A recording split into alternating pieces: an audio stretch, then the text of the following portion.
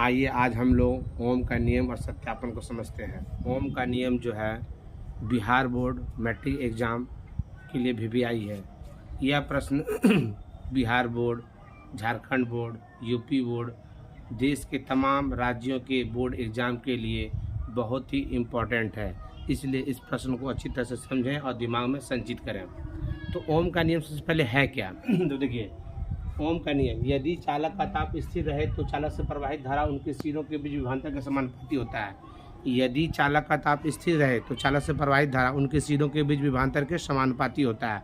ओम के नियम से सूत्र V बराबर आई आर प्राप्त होता है। तो V बराबर आई आर सूत्र कैसे प्राप्त होता है? यदि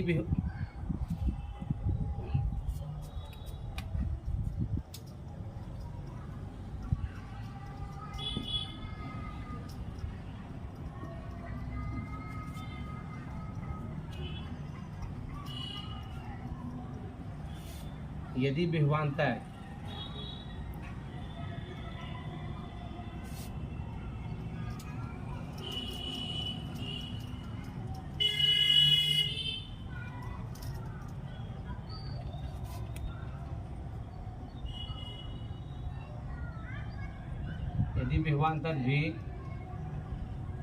धारा आई,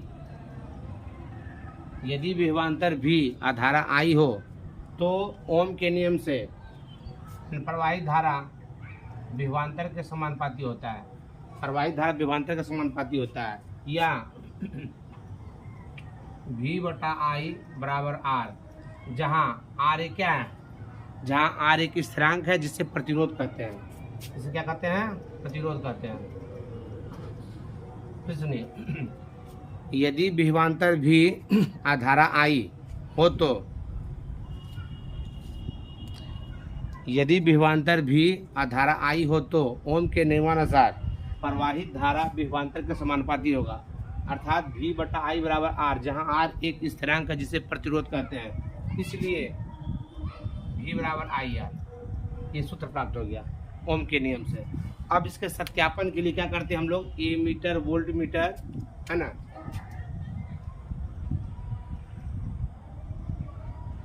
ए मीटर वोल्ट मीटर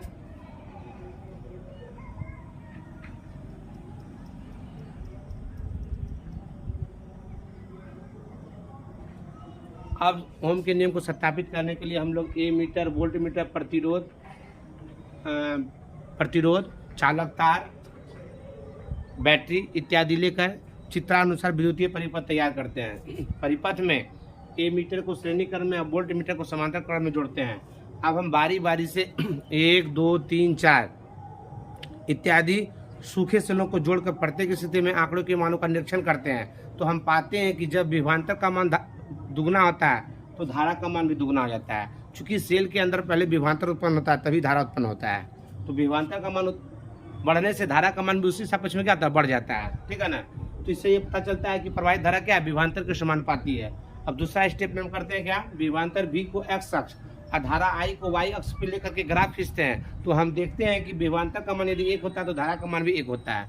यदि विभवांतर का मान 2 होता है तो धारा का मान भी 2 हो जाता है प्राप्त। यदि विभवांतर का मान 3 प्राप्त होता है तो धारा का मान भी 3 प्राप्त होता है। इससे ये पता चलता है कि प्रवाहित धारा जो है विभवांतर के समानुपाती है। और ये दूसरा चित्र से भी क्या होता है? ओम का नियम सत्यापित होता है। तो ये जो प्रश्न है परीक्षा के दृष्टिकोण से वीवीआई है। आप सभी लोग इसे दिमाग में संचित कर लें।